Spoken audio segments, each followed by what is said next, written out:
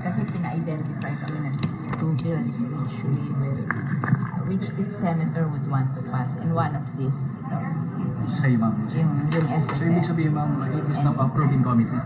Yes. Okay. So, paano po yun, ma'am? Pabor kayo na magkaroon na lang ng subsidy? Yeah, whatever they want. That means, indagaan lang naman yung subsidy. Tapos kung whatever, mamimili si Presidente kung ano gusto niya. If isang premium or iyaga or one half, or one half na subsidy. So, magiging naman po ba ng committee report nyo na i-subsidize na lang? Ay, hindi na. Igagayahin ko na lang yung sa house para wala nang bycam. So parang adaptation. Adaptation lang sa house. To make it, para umabot tayo. Kawawa naman. So hanggang kailan Siguro, hopefully, October, no? Ano ba ang na we can adapt the house version pero wala nang bycam. Simple lang naman.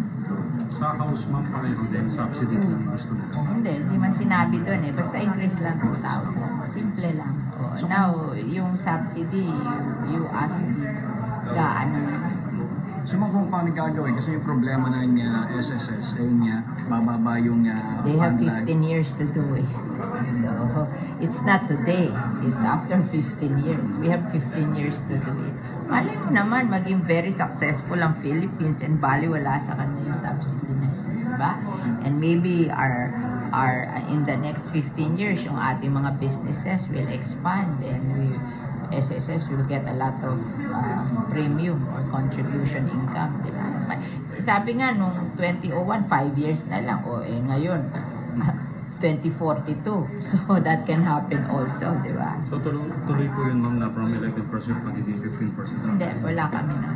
We just increase 2,000. So, bahala na po mag-isip ang SSS. Kanilang problema yun. They decided. It's the president. It's a policy of the government. Whether they will like to burden business and present employees or they want to subsidize. So, diba? Ma'am, dun sa bill na ipapasa nyo, kailan po maging effective? After the passage of the bill. Siguro masign ni President before December. So, by next year, ma'am? Yung 2,000, ma'am, reasonable na po ba yun? At least from 3,000 to 5,000, they're not living below the poverty line. Diba? Yun ang cut-off 5,000. Hindi mo masabi na pobre. Diba? After all, they work 20 years to get it. Diba? Hindi naman yan napunta sa kanila out of nothing. Diba? They work hard for 20 years. So, 3,000 ma'am yung pension ngayon, yung current? 3,000. Magiging 5. Diba? Okay yun? Hindi kasi kayo pensioner. Hindi pa po. Yung mga magulang nyo. 2045 pa mo. Malapit na. Yung matatanda. Thank you po. Sir, para po sa inyo, sa tingin niyo po reasonable na po yung 2,000 para sa mga beneficiaries po? Beggars cannot be choosers, no? It's a modest adjustment, pero maganda na rin, although the President promised during his last SONA na minimum will be 5,000. Pero itong 2,000 across the board is a welcome news to us.